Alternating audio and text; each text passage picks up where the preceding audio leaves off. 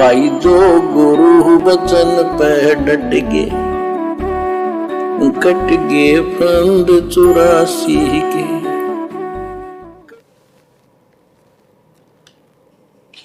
गरीब नमो नमो सतपुरुष को, नमस्कार गुरु की नहीं। सुर नर मुनिजन साधुआ, संतों सर्वस दीन। सतगुरु साहिब संत सब, दंडवतम प्रणाम। आगे पीछे मध्य हुए, किनको पूर्व। कबीर सतगुरु के उपदेश का, सुनिया एक विचार। जय सतगुरु मिलते नहीं, जाते नरक द्वार। नरक द्वार में दूत सब, करते खेचा तान। उनसे कभू नहीं छूटता, फिरता चारों खाने। कबीर चार खानी में भरमता, कबहू न लगता तार। सो फेरा सब मिट गया, मेरे सतगुरु के उपकार। गुरुदेव भगवान हमें समझाना चाहते हैं कि आपने ये सोचकर भी अपने गुरुदेव भगवान की महिमा करनी चाहिए, उनका गुणगान करना चाहिए, बारंबार अपने गुरुदेव का धन्यवाद करना चाहिए कि सर्वप्रथम तो आपको ये मनुष्य जन्म प्रदान किया है गुरुदेव ने, स्त्री या पुरुष का। मनुष्य जन्म प्राप्त करने के बाद भी ये प्राणी भटक रहा है, आत्माएं भटक रही हैं, ओछी साधनाएं कर रही हैं, मंदिर मस्जिद चर्च गुरुद्वारों में धक्के खा रही हैं। वहाँ इस आत्मा को कुछ नहीं मिल रहा सिवाय धोखे के, सिवाय छलावे के, सिवाय इसके समासों की बर्बादी के। तो सर्वप्रथम तो गुरुदेव ने हमें मनुष्य जन्म दिया, जिस मनुष्य जन्म में हम भक्ति करके परमात्मा को प्राप्त कर सकते हैं, आत्मा का कल्याण करवा सकते हैं। और मनुष्य जन्म मिल गया और यदि सतगुरु नहीं मिला, सच्ची भक्ति नहीं मिली, इस काल के जाल से बाहर निकलने का रास्ता नहीं मिला, तो भी क्या फायदा मनुष्य जन्म प्राप्त करने का, ये भी बेकार चला जाएगा। तो सतगुरु ने हमें वो मार्ग बता दिया, अपनी शरण में ले लिया। 8 अरब की जनसंख्या में से हम मुट्ठी भर लोगों को गुरुदेव ने अपनी शरण में लिया। हमारे ऊपर कितना बड़ा रहम किया, हमारे ऊपर किस कदर उनकी नज़र टिकी हुई है। और यदि आज हम अपने गुरुदेव की शरण में ना आते, ये ज्ञान हमें सुनने को ना मिलता, ये भक्ति हमें करने को ना मिलती, आज हम कहाँ खड़े होते। बाकी दुनिया को देखिएगा, सारा दिन बेचारे 2 टाइम की रोटी के लिए, अपने पालन पोषण के लिए, घर के खर्चे पूरे करने के लिए बैल और गधे की तरह कमा रहे हैं। उन्हें कोई सुध बुध नहीं है। उन्होंने अपने जीवन का एक ही लक्ष्य मान रखा है, सुबह 20 किलो केले लेके बैठ जाएगा रेडी पर। बस उसका एक ही टारगेट है कि शाम तक मेरे केले बिक जाएं। शाम को यदि केले बिक गए तो बड़ा खुश होता है, बड़ा प्रसन्न होता है कि आज तो बात बन गई, आज तो जिंदगी बन गई। बहुत बड़ा कोई बिजनेसमैन है, उसने कोई डील कर ली, कोई फैक्ट्री लगा ली, उसका बिजनेस सफल हो गया, फैक्ट्री चल पड़ी, तो वो उसी में अपनी सफलता मानता है कि मेरा तो जीवन सफल हो गया। शादी करने के बाद में बच्चे उत्पन्न हो गए तो बड़े खुश होते हैं कि वाह जी हमारे घर में लड़का हो गया, संतान हो गई हमारे घर में, बड़े खुश होते हैं। वो उसी को अपना टारगेट मान रहे हैं।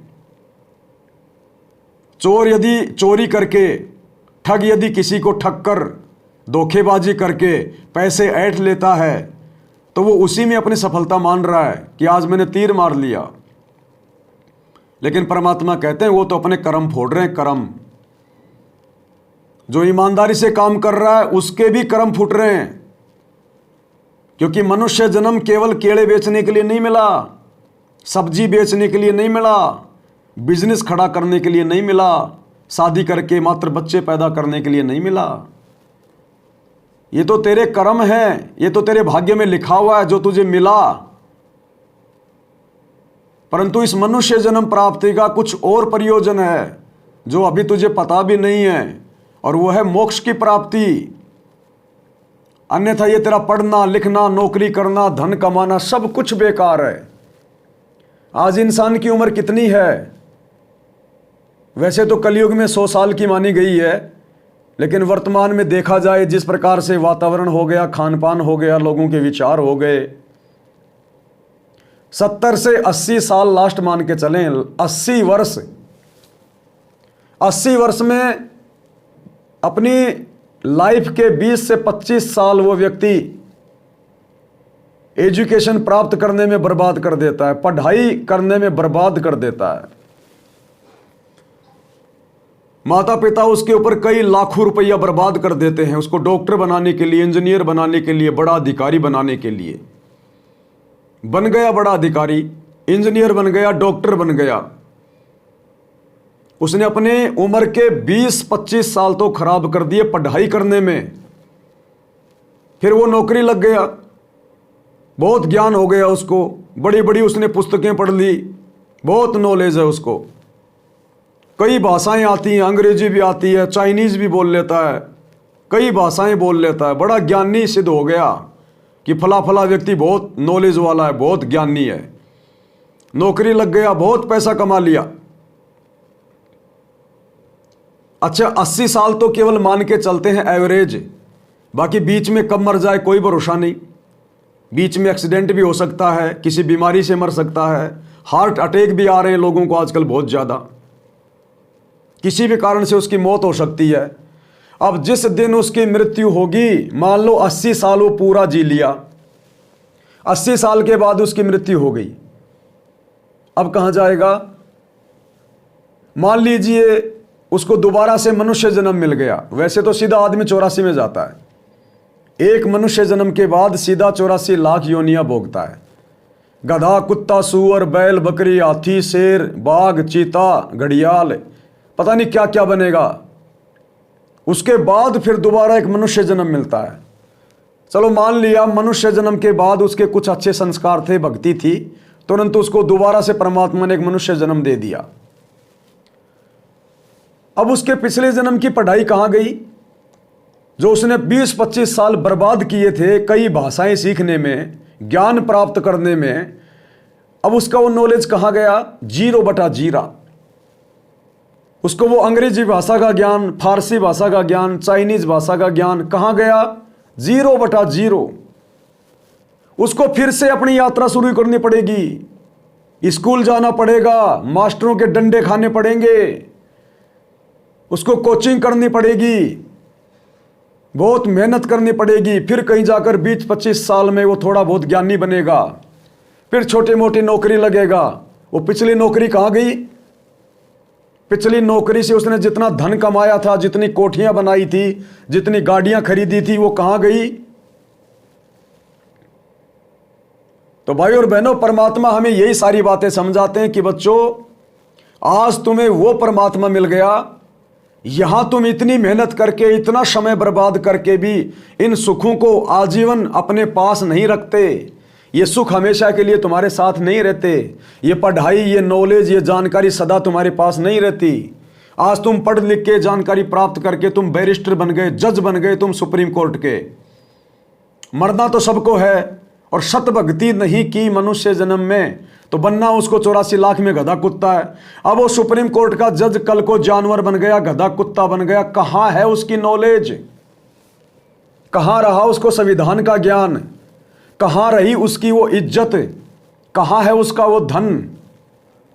वो कुम्हार 24 घंटे 2.5 मन का बोरा उस जज के ऊपर पटक के रखेगा, उस राजा के ऊपर पटक के रखेगा जो देश का प्रधानमंत्री था, कितनी बार चुनाव जीता, कितनी मेहनत करी, दुनिया के कितने पैर पड़ने पड़े, कितनी धोखाधड़ी करनी पड़ी, कितनी टेंशन लेनी पड़ी, तब जाकर वो 2-3 बार मुख्यमंत्री रहा, 2-3 बार वो प्रधानमंत्री भी बन गया मान लो।